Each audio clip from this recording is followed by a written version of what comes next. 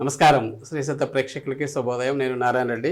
మన దినపత్రికలో ముఖ్యమైన వార్తలను విశ్లేషించుకునే కార్యక్రమం కాఫీ టైమ్ సిప్ అండ్ సీకి స్వాగతం. మరి దానికంటే ముందుగా ఈరోజు ముఖ్యంగా రంజాన్ పండుగ. సో ఈ సందర్భంగా ముస్లిం సోదరీమణులందరికీ కూడా రంజాన్ శుభాకాంక్షలు శ్రీసత్య నెట్వర్క్ తరఫున, అదేవిధంగా యాజమాన్యం సిబ్బంది తరఫున. మరి ఈరోజు ఈ కార్యక్రమంలోకి వెళ్ళే ముందు వార్తలు విశ్లేషించడానికి మనతో పాటు ఉన్నారు సీనియర్ జర్నలిస్ట్ పొన్నూరు వెంకట శ్రీనివాస్ గారు. మరి వారిని అడిగి ముఖ్యమైన విశేషాలు ఏంటో చూద్దాం. నమస్కారం గురువు గారు. Good morning. రంజాన్ శుభాకాంక్షలు. Thank you. ఒకసారి హెడ్లైన్ చూద్దాం, ఆ తర్వాత మనం డిస్ట్రిక్ట్ న్యూస్కి వెళ్దాం. సో ముందుగా సాక్షిలో చూస్తే, సో తనను ఈడీ అరెస్ట్ చేయడాన్ని సమర్థిస్తూ హైకోర్టు ఇచ్చిన తీర్పును ఢిల్లీ ముఖ్యమంత్రి కేజ్రీవాల్ సుప్రీంకోర్టులో సవాల్ చేశారు నిన్న. ఇక హోర్డింగ్లు, పోస్టులు తదితర ఎన్నికల ప్రచార సామగ్రిపై ప్రింటరు, పబ్లిషర్ పేర్లు తప్పనిసరిగా ముద్రించాలని చెప్పేసి ఈసీ ఆదేశించింది. నేను వచ్చేసి గ్రూప్ 2 ఫలితాలు విడుదల. మెయిన్స్కు 92,250 మంది అర్హత. సో 1:100 నిష్పత్తిలో ఎంపిక చేసిన ఏపీపీ ఎస్సీ. సో ఒక పోస్టుకు 100 మంది. ఇక ఇది మా ప్రోగ్రెస్ రిపోర్టు. 2.31 లక్షల ఉద్యోగాలు, ఎంఎస్ఎంఈలకు ప్రోత్సాహం. చంద్రబాబు హయాంలో కేవలం 32,000 ఉద్యోగాలే. పిడుగురాల సభలో ముఖ్యమంత్రి వైఎస్ జగన్ తన ప్రోగ్రెస్ రిపోర్ట్ను రిలీజ్ చేశారు. ఇక ఎలాగూ చేయం కదా, ఇచ్చేద్దాం మాట. అలవికాని హామీలు, అధికారం కోసం చంద్రబాబు తాయిలాలు. రోజుకు హామీతో ప్రజలను మభ్యపెడుతున్న టీడీపీ అధినేత. ఇక బాబుకి ఈడీ వేడి. కేజ్రీవాల్ కేసులో ఢిల్లీ హైకోర్టు తీర్పుతో ముచ్చమటలు. అక్రమ నిధులు పొందే పార్టీలపై ఈడీ కేసులకు కోర్టు గ్రీన్ సిగ్నల్. ఇక ఆర్థిక ఉగ్రవాది ఉన్మాదం మార్గదర్శిపై సుప్రీంకోర్టు తీర్పు. టీడీపీ డీలాతో రామోజీ బెంబేలు. నైరాశ్యంలో పాతాళానికి పతనమైన ఈనాడు రాతలు. ఇక కాకి లెక్కలో కుదరవు మార్గదర్శికి తేల్చి చెప్పిన సుప్రీంకోర్టు. ఇవి సార్ సాక్షిలో వచ్చిన ప్రధాన వార్తలు. సార్ ఈనాడులో చూస్తే, ప్రజా తీర్పుతో తాడేపల్లి కోట బద్దలవ్వాలి. వైకాపా పాలనలో వెంటిలేటర్పై రాష్ట్రం కొన ఊపిరితో ఉన్న ఆంధ్రప్రదేశ్కు ఎన్డీఏ కూటమి ఆక్సిజన్. ఇక గోదావరి జన గర్జన. చంద్రబాబు, పవన్ కళ్యాణ్ తొలి రోడ్డు షో. వేలల్లో తరలి వచ్చిన యువత, మహిళలు. తణుకు నుంచి నిడదవోలు వరకు రోడ్డు ప్రయాణం. ఇక వైకాపా కోడ్ నడుస్తుంది. రాష్ట్రంలో ఎన్నికల నియమావళి అమల్లోకి వచ్చి 24 రోజులు అవుతున్నా అధికార పార్టీ సేవలోనే కొందరు పోలీసు అధికారులు. ఇక ఓటుతో తలరాతలు మారతాయి. పిడుగురాళ్ళ మేమంతా సిద్ధం సభలో సీఎం జగన్. జాబు రావాలంటే జగన్ కావాలంటూ జనంతో చెప్పించి ఆనందం. ఎంతైనా తీసుకోండి, ఓట్లు వేయించండి. రిసోర్స్ పర్సన్లకు వైకాపా ఎరా. సో ఇవి ఈనాడులో వచ్చిన ప్రధాన వార్తలు. ఇక చివరిగా ఆంధ్రజ్యోతిలో చూస్తే, దేశం దాటి రుణం. జగన్ అప్పుల వెనుక విదేశీ హస్తం. ఇదేంటో చాలా పెద్ద వార్త వేశాడు. ఇక మందుల రికార్డు. 5 ఏళ్లలో 124,312 కోట్ల మద్యం విక్రయం. మద్య నిషేధం హామీ ఇచ్చిన జగన్ ఘనత. ఉమ్మడి రాష్ట్రంలో కంటే ఎక్కువ అమ్మకాలు. 1 సంవత్సరంలోనే 30,000 కోట్లు అంటారు. అబ్బా. ఇక మంచి రోజులు. నా అనుభవం, పవన్ పవర్, మోదీ సంకల్పం. మా కాంబినేషన్ సూపర్. వైసీపీ కొట్టుకుపోవడం ఖాయం చంద్రబాబు నిన్నటి సభలో. ఇవి సార్ స్టేట్లో వచ్చిన ప్రధాన వార్తలు.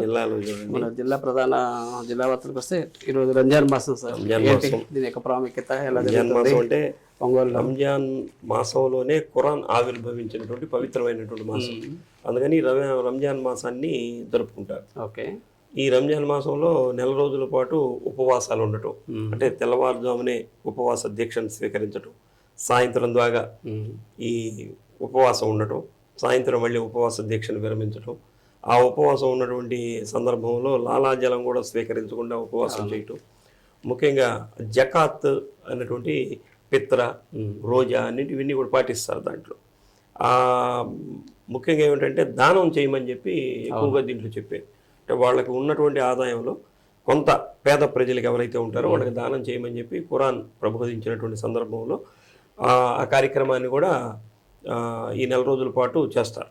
4 రోజులనే కాదు, నిరంతరం కూడా వాళ్ళకు వచ్చినటువంటి ఆదాయంలో పేదవాళ్ళకి సహాయం చేయాలని ఖురాన్ చెబుతున్నటువంటి సందర్భంలో ఆ విధంగానే చేస్తుంటారు. అలానే ప్రపంచ శాంతిని కాంక్షించేదానికి కూడా ఈ 4 రోజుల పాటు నమాజ్ చేస్తుంటారు కదా, దాంట్లో కూడా ప్రపంచ శాంతిని కాంక్షిస్తూ నమాజులు చేయటం, ఇవన్నీ కూడా చేయటం.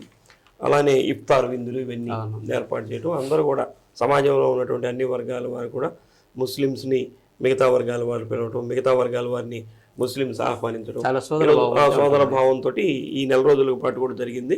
ఈరోజు రంజాన్ మాసం కాబట్టి దీక్షలు విరమించి ఈరోజు పండగ జరుపుకునేదానికి అవకాశం ఉంటుంది. అలానే ఈద్గా అని చెప్పి మనకి నిర్వహిస్తారు ఇక్కడ ఓకే. కొంజేటి బస్ స్టాండ్ దగ్గర పెద్ద ఈద్గా ఉంది. అక్కడికి వచ్చి సామూహికమైనటువంటి ప్రార్థనలు అందరూ ముస్లిం సోదరులందరూ కూడా అక్కడికి వచ్చి సామూహికమైనటువంటి ప్రార్థనలు కూడా నిర్వహించడం, ఇది ఈరోజు రంజాన్ ఉన్నటువంటి కార్యక్రమాలు. అలానే జిల్లా వ్యాప్తంగా కూడా అన్ని చోట్ల ఈ కార్యక్రమాలు ఉత్సాహభరితమైనటువంటి వాతావరణంలో జరుపుకుంటున్నారు. ఓకే సరే. రంజాన్ సందర్భంగా పలువురు శుభాకాంక్షలు. రంజాన్ సందర్భంగా మన ఒంగోలు శాసనసభ్యులు బాలినేని శ్రీనివాసరెడ్డి గారు, ఎంపీ మాగుంట శ్రీనివాసరెడ్డి గారు, అలానే జెడ్పీ చైర్పర్సన్ బూచేపల్లి వెంకయ్యమ్మ గారు, నగరపాలక సంస్థ మేయర్ గంగారం సుజాత గారు, ఇట్లా ఈ రాజకీయ పార్టీలకు సంబంధించినటువంటి ప్రతినిధులందరూ కూడా రంజాన్ మాస శుభాకాంక్షలు, రంజాన్ శుభాకాంక్షలు కూడా తెలియజేయడం జరిగింది. అలానే మన సత్య కేబుల్ ఎండి గారు చుండూరు రవిబాబు గారు కూడా రంజాన్ శుభాకాంక్షల్ని ముస్లిం సోదరిమణులందరూ కూడా తెలియజేశారు. ఈరోజు రంజాన్ని ఉత్సాహభరితంగా ఆనందోత్సవాల మధ్య నడుపుకోవాలని చెప్పి కూడా ఆకాంక్షించారు. Okay sir. ఇక మాలలో మాదిగలు 2 కళ్ళు. నిన్న మాదిగల ఆత్మీయ సమావేశాన్ని ఒంగోలులో నిర్వహించడం జరిగింది.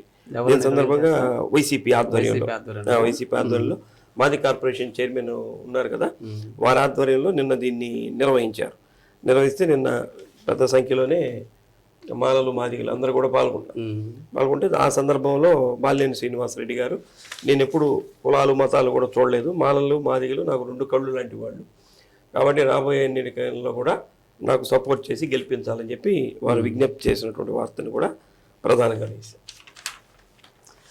ఓకే సార్, మరి కొన్ని వార్తలు చూసే ముందు చిన్న బ్రేక్ తీసుకుందాం. కాఫీ టైమ్స్ పెన్సీలో ఒక చిన్న విరామం. Welcome back sir. 12 నుంచి దివ్యాంగులకు ఉచిత నిర్ధారణ శిబిరాలు అంట. ఎక్కడ ఇవి అంటే ఈ పిల్లలు స్కూల్లో చేరాల్సిన పరిస్థితి ఉంది, వాళ్ళకి నిర్ధారణ పరీక్షలు చేస్తే కానీ సదరన్ సర్టిఫికేట్ ఇస్తారు. ఆ సదరన్ సర్టిఫికేట్ ఇవ్వాలంటే ఈ పిల్లల పాపం అక్కడికి వెళ్ళి తీసుకోవాలంటే చాలా టైం పడుతుంది. కాబట్టి దీన్ని దృష్టిలో పెట్టుకొని 3 సంవత్సరాల నుంచి 17 సంవత్సరాల్లో వయసు కలిగినటువంటి దివ్యాంగ విద్యార్థులు ఎవరైతే ఉంటారో వాళ్ళకి 2 చోట్ల ఈ కేంద్రాలను ఏర్పాటు చేశారు. అంటే మన వైపు ఒంగోలులో ఒకటి, పశ్చిమ ప్రాంతంలో మార్కాపురంలో ఒకటి. ఈ నెల 12 నుంచి 16వ తేదీ వరకు ఏర్పాటు చేశారు. ఒంగోలులో ఏమో డాన్ బాస్కో స్కూల్లో డాన్ బాస్కోలో ఏర్పాటు చేశారు. మార్కాపురంలో జిల్లా పరిషత్ స్కూల్లో ఏర్పాటు చేశారు. కాబట్టి వీళ్ళు ఎవరైతే ఈ దివ్యాంగ విద్యార్థులు ఉంటారో చదువుకునేటటువంటి వాళ్ళు, వాళ్ళకి రిజర్వేషన్ రావాలంటే ఇది తప్పనిసరిగా అవసరం. కాబట్టి దీన్ని దృష్టిలో పెట్టుకొని జిల్లా విద్యాశాఖ కూడా ఇది ఏర్పాటు చేసింది. డిఈఓ గారు ఈ విషయాన్ని కూడా తెలియజేశారు. ఈ హాజరయ్యేటటువంటి విద్యార్థులకు అక్కడే భోజన వసతి కూడా కల్పిస్తామని చెప్పారు. కాబట్టి ఎవరైనా సరే ఈ దివ్యాంగ విద్యార్థులు ఇవి ఉన్నటువంటి వాళ్ళు సర్టిఫికేట్ కావాలంటే ఈ నెల 12వ తేదీ నుంచి 16వ తేదీ వరకు ఒంగోలు డాన్ బాస్కో స్కూల్లో, మార్కాపూర్లో ఏమో జిల్లా పరిషత్ 12 నుంచి 16 వరకు. 12 నుంచి 16 వరకు. సముద్రంలో చేపల వేట నిషేధం అంటే ప్రతి సంవత్సరం కూడా ఈ కాలంలో సముద్రంలో ఆపేస్తారు. ఎందుకంటే ఇప్పుడు పిల్లలు మరి సముద్రంలో చేపలు గుడ్లు పెట్టేటటువంటి సమయం అయినప్పుడు ఈ వేటకు వెళ్ళారనుకోండి, ఆ గుడ్లన్నీ కూడా చిదిరిపోయేదానికి అవకాశం ఉంటుంది.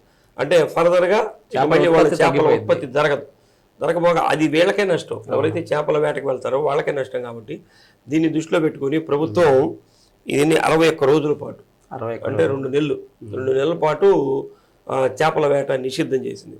అయితే ఈ సమయంలో ప్రభుత్వాలు ఏం చేస్తాయంటే వీళ్ళకి సబ్సిడీ రూపంలో కొంత అమౌంట్ ఇవ్వటం ఇవన్నీ కూడా చేస్తారు. అంటే వాళ్ళ జీవనం గడవటానికని. అది 15వ తేదీ నుంచి జూన్ 14వ తేదీ వరకు 14 వరకు కూడా 61 రోజు పాటు జరుగుతుంది. ఈ సమయంలో ప్రభుత్వం కూడా సహకారాలు అందిస్తుంది. కాబట్టి ఎవరు చేపల వేటకు వెళ్ళొద్దని చెప్పి నిషిద్ధాన్ని పనిచేశారు.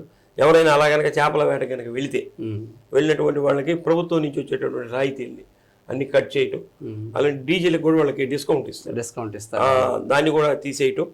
అది కాకుండా వాళ్ళకి శిక్షార్హులు కూడా శిక్షను కూడా అమలు చేస్తామని చెప్పి హెచ్చరికలు జారీ చేశారు. దీనికి సంబంధించినటువంటి మత్స్యశాఖ ఏడి చంద్రశేఖర్ రెడ్డి గారు ఈ వివరాలు కూడా తెలియజేయడం జరిగింది. ఈ 2 నెలలు కూడా ఈ టాస్క్ ఫోర్స్ కూడా ఏర్పాటు చేశారు సముద్రం మీద. మత్స్యశాఖ, కోస్ట్ గార్డు, కోస్టర్ సెక్యూరిటీ పోలీసులు, నేవీ, రెవెన్యూ అధికారులతో గస్తీ కూడా ఏర్పాటు చేస్తున్నారు.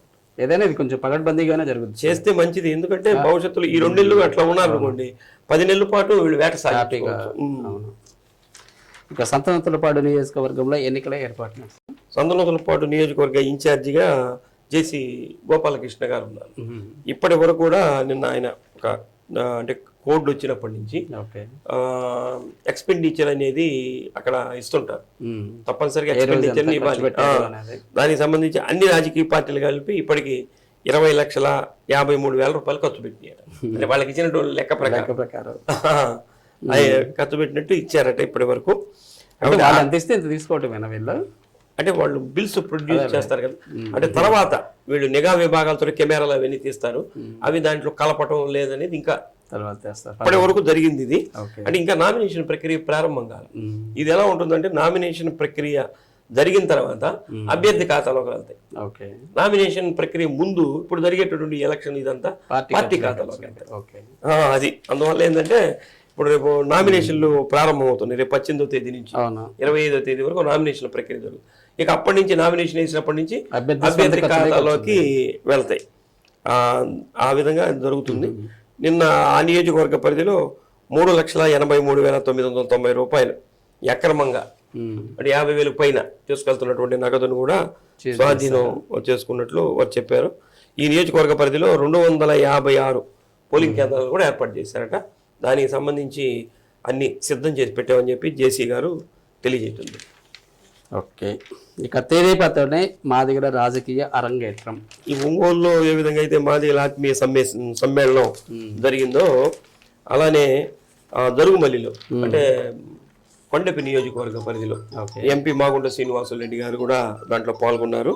అంటే కొండపి నియోజకవర్గం కూడా ఆయన ఎంపీ స్థానం కిందకు వస్తుంది కాబట్టి అక్కడ ఆయనను అక్కడ ఎమ్మెల్యేగా పోటీ చేస్తున్నటువంటి డోల బాల వీరాంజనేయ స్వామి వారు అక్కడ కూడా మాదిగల ఆత్మీయ సమ్మేళనం జరిగింది.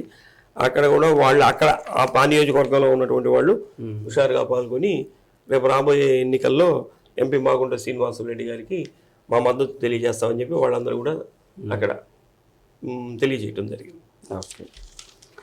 Okay sir, thank you very much sir. ముఖ్యమైన అంశాలు మీద చక్కటి విశ్లేషణ అందించారు. Thank you. రాజకీయాలకు సంబంధించి అనేక రకాలైనటువంటి చాలా వార్తలు ఉన్నాయి. ఎన్ని వాదోపవాదాలు, ఒకళ్ళ మీద ఒకళ్ళు ఆరోపణలు చేసుకున్నాయి. ఇవన్నీ కూడా రకరకాలు ఉన్నాయి. ఒక పేపర్ చూస్తే ఒక పార్టీకి సంబంధించినటువంటి వార్తలు, ఇంకొక పేపర్ చూస్తే ఇంకొక పార్టీకి సంబంధించినటువంటి వార్తలు ఇవన్నీ ఉన్నాయి. కాబట్టి ఇవన్నీ కూడా సహజంగా రాజకీయాలు ఎలక్షన్ వచ్చినప్పుడు ఒకళ్ళ మీద ఒకళ్ళు ప్రత్యారోపణలు చేసుకోవడం ఇవన్నీ సహజంగా జరుగుతూనే ఉండేవి. రోజు ఉన్నట్లుగానే అవన్నీ కూడా ఉన్నాయి పేపర్ నిండా. వాటిన్నింటినీ విశ్లేషించుకోవడం సాధ్యం కాదు కదా మనకి. ఓకే, మరి ఇదండి ఈనాటి కాఫీ టైమ్స్ ఇప్పటి కార్యక్రమం. తిరిగి రేపు ఉదయం 8:30 మరిన్ని ముఖ్యమైన వార్తలతోటి మీ ముందు ఉంటాం. అంతవరకు చూస్తూ ఉండండి శ్రీ సత్య నెట్వర్క్. నమస్కారం.